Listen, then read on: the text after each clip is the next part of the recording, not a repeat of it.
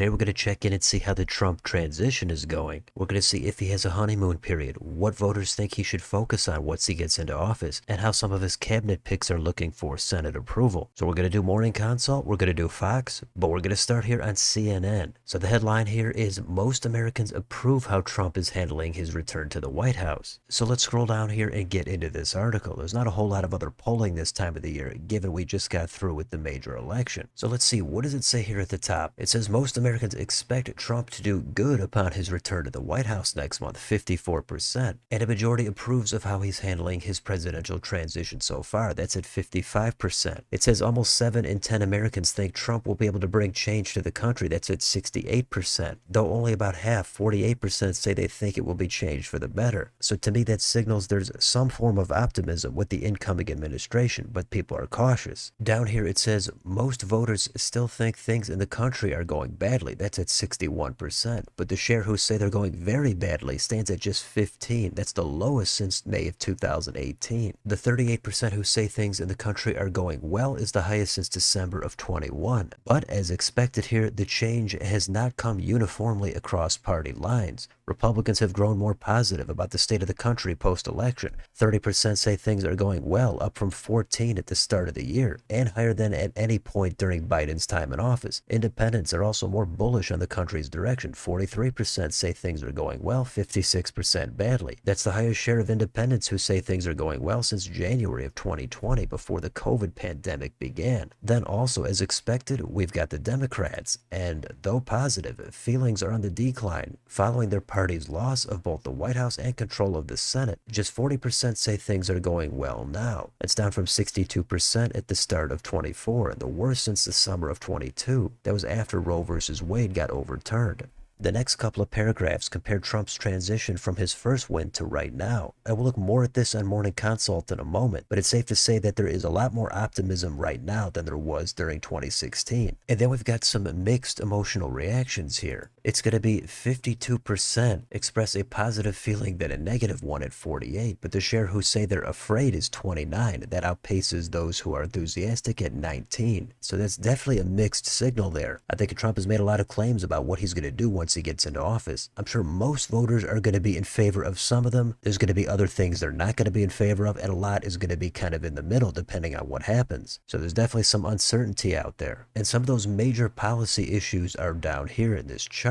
This asks, how much confidence do you have in Donald Trump when it comes to on dealing with the economy? 39% say a lot of confidence, 27% say some, and 35% say no real confidence. And that's actually Trump's best issue. His next best issue on here looks like it's going to be handling the war between Russia and Ukraine, then dealing with immigration policy, providing real leadership for the country, handling foreign affairs, using the power of the presidency responsibly, and his weakest issue is going to be appointing the best people to office. That has 46% saying no real confidence. Again, I think a lot of people are in wait and see mode. I think that's fair whenever there's an incoming administration. So for right now, it looks like there's the most uncertainty surrounding some of these cabinet picks. Even here it says just 56% of Republicans express deep confidence in Trump to appoint the best people to office. So even from his own party, there's a good chunk of skepticism there. Maybe one of the biggest divides here is about Trump's appointments of Elon Musk and Vivek Ramaswamy to lead a new government efficiency agency. The support there is pretty split. It's 49 approve, 50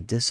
Now that could certainly change in the future. It could also go even further in the opposite direction. It all depends on if they do things that are going to be widely popular. So with Trump coming in, it's definitely a high risk, high reward type of situation. There's a lot of problems out there. Trump could come out of this looking like a hero, but he could also completely blow it. That's usually what happens in politics. There's inevitably going to be some sort of an overstep or an overreach, and that's when the other side is going to seize on that opportunity. But so far in this CNN poll, it looks like Trump is doing better than he did 8 years ago. That's 55% versus 46, and the disapproval is steady at 45. But his approval is still behind other presidents. Obama was at 79. That's in 2008. Biden was at 66. Bush was at 65, and Clinton at 62. So when you compare Trump's numbers to those, Trump is clearly lagging. So there's a little bit more here. You can take a look at it if you'd like. It's about Biden pardoning his son and some of Trump's charges getting dropped by Jack Smith. But let's move on here to Morning Consult. And the headline here is Trump's honeymoon with voters is sweeter the second time around, and the president-elect's net favorability rating is at a 7-year high and better than it was during his first transition. So let's get down into this, and this one has some more visual data if that helps you see things a little bit better. So first, we've got Trump's favorability ratings, and with all voters here, it's at 50%, 47% unfavorable. Now this timeline here is just for the current transition. The oldest data here is from November 1st through the 3rd, where he was at a 52% unfavorable rating. So this covers about 5 weeks. With Democrats, it's ticked down slightly from 87 to 81% unfavorable. And I think Democrats at this point might just be exhausted from Trump. Their protests and the backlash to his election are a lot less so than they were back in 2016. They could either be because he won by a more convincing margin, or it could just be that Democrats are jaded and they're going to get fired up once Trump gets back into office and then regroup for the upcoming midterms. Now with independents, Trump's favorable is at 45-50% unfavorable. Republicans, it's held steady at 88% favorable, only 11% unfavorable. Now if we go down here, this will show us the data from 2016 to 2024. We'll see how it compares. So with all voters, his approval is at 3. Pre-election, it was -7, but in 2016, the bottom number, it was at -6 after he won. Pre-election, it was at a huge -24. And this will show you the different subgroups. We've got party ID, gender, age, and race/ethnicity. And with every group except for one, it is clearly higher this time than it was 8 years ago. The only exception here is curiously going to be the oldest voters. Before the election in 2016, it was at -19. Then it shot all the way up to +3. But this time, before the election, it was at -11. This time it's a little bit better at -7, but that's still clearly a lot lower than it was 8 years ago. That's a lot different than it is for the youngest voters. 8 years ago they were at -14, now they're at +10. And with every other group, white, black, Hispanic, and other voters, Trump has made at least modest gains here. Normally Republicans do better with older voters, and they do worse with younger voters, but somehow Trump has flipped the script. So that's kind of a double-edged sword. Republicans have always been trying to bring in younger voters, but they've pretty much fallen flat. So in a sense, it's great that they've done it, but at the same time, could they be losing some older voters? But the problem there for Trump is going to be in the upcoming midterms. Usually older voters are more reliable and younger voters are hard to turn out. So if Trump loses a couple of points there with older voters, that could be more seats in the U.S. House, maybe even a couple of governor's seats. But on the flip side, Trump could offset it with some of these gains with other groups that we traditionally would associate with Democrats. So we're looking at all this data right now, but in a year from now, maybe even just 6 months, everything could look dramatically different. We've still got more than another month of Biden in office. Then we're going to have to give it a couple of months to see how voters actually start to feel about the new Trump administration. But let's finish things up here on Fox News. They've got their own poll, and it says voters feel hopeful post-election, want Trump to focus on inflation. So let's get down here a little bit into this Fox poll. Let's see what voters have to say. This first part I don't think is that interesting. They just have some words here, and they ask how well that describes how you're feeling. It's going to be hopeful, relieved, surprised, excited, scared, depressed, and angry. That one has the lowest level of support at 39%. But one thing to point out here is it says these results are similar to how voters felt in 2016, though fewer voters are hopeful now, -5, while more are depressed, +10 compared to 8 years ago. That's a little bit different from some of the other data we just looked at. There it sounded like voters were more optimistic this time, so maybe Fox is tapping into something else. Then it goes on to talk about more of a partisan divide. I can understand that, but let's see what are the key issues that Trump should be focusing on. Well, it's no surprise here, 4 in 10 voters, 39%, say that the economy and inflation are the single most important factor to their vote, and those groups backed Trump by at least 20 points. So then we've got the top issues for different groups here, and overall economy is at 34%, with independents it's at 44, Democrats 26, Republicans 37. The next big issue here is going to be immigration at 21, with Republicans 38%, independents that's at 17, with Democrats that really doesn't even register on here. Democrats are going to be much more interested here in healthcare and climate change. And we can't forget about abortion here, that's going to be at 13% for Democrats, but overall it's at 7. The economy/inflation, I don't think that issue is going to be going away anytime soon. That was one of the big reasons I think Harris lost. So if after a year or so Trump can have voters at least feel like the economy is not getting any worse, maybe even getting a little bit better, water, I think he might view that as a success. And that issue would be there regardless of whoever was in the White House. But after that, I think everybody's going to be watching immigration. Republicans really looking to take charge of that issue. So depending on what happens there, that issue might really satisfy the base. But if there's any kind of an overreach, which is likely, that's going to ignite the opposition. The other issue that I think Democrats have a big opportunity on is going to be healthcare.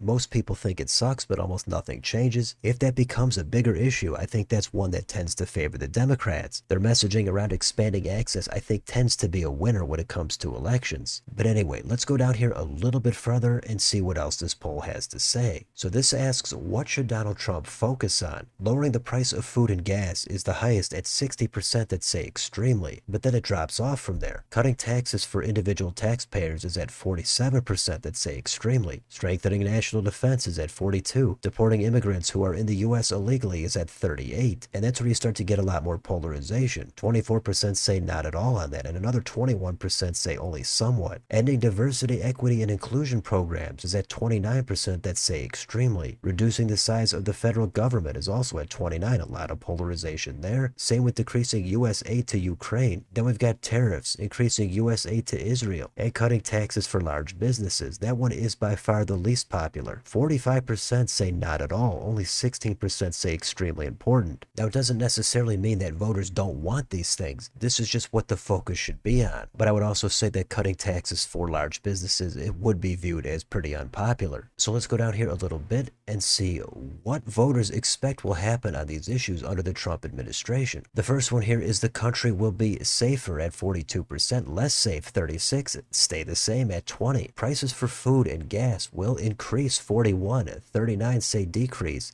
19 say stay the same. The most convincing one here is going to be the southern border will be more secure at 56, less secure at 14, stay the same at 28. Restriction on free speech will increase at 34, decrease 36, stay the same at 28. Again, a lot of polarization there. Then we've got abortion. Restrictions will increase 52%, decrease only 13, stay the same at 34. American democracy, 43% say it's going to get weaker, 38 stronger, stay the same, 17. The national debt will increase at 48, decrease 31, stay the same at 20, and your taxes will go up 37, down 30, and 32% say stay the same. So maybe the question for me is, how different would these numbers be if it was a different Republican or a Democrat in office? I think there's so much divide and fear with the political minorities that I don't know if I would expect there to be anything dramatically different here. Although I would say if a Democrat were in office, the southern border one, that 56% that say more secure would probably be a lot lower. While at the same time restrictions on abortion, that 52% that say increase, that would also drop off dramatically. So let's go down here and finish this up. We've got some cabinet picks, and there's a chart here that asks if they should be confirmed by the Senate. And first we've got Robert F. Kennedy Jr. 48% say yes, vote to confirm. 43 say no, vote to not confirm. 6% have never heard of. For Marco Rubio, he's at 46% say yes, 35 say no, 14 have never heard of him. Then there's a big drop off here. We've got Pam Bondi for Attorney General. 37 say yes, 32 no, 25 say they've never heard of her. Tulsi Gabbard is at 35 yes, but 36 say no. That's pretty split. Kristi Noem for Homeland Security. 35 yes, 34 no. Kash Patel for Director of the FBI. He's also underwater. 34 yes, 38 no. Scott Bessent for Secretary of Treasury. 32 yes, 27 no. 34% never heard of him. And Pete Hegseth, he has 31 yes, 40% say no, 25 have never heard of. So there's some good stuff here. I think this could change once we get into the confirmation hearings, but it could go either way. If more scandals come out, if there's more negative media coverage, these numbers could shift, and that could put some pressure on some of these senators to maybe vote no. On the other side, the hearings could introduce some of these nominees to a new slice of the electorate, and their approval ratings could go up. Everything is on the table. We've got a lot of stuff coming up as far as politics go. The only downside is we're pretty far from the next election, so there's not a lot of polling to take a look at. However, there should be some special elections. We'll have retirements, and we'll have some people deciding if they're going to run for a political office in the upcoming elections. We'll see what happens. We'll try to keep it interesting for people that enjoy the channel. But for now, that's it. So let me know in the comments. What do you think about any of this data with the Trump transition? How long do you think his honeymoon period is going to last? Which issues do you think are his strengths and his weaknesses? And what do you think about some of these nominees for the cabinet? Let me know down below. On your way out, don't forget to like, share, and subscribe. Join if you'd like to support the channel. Thanks for watching, and I'll see you next time.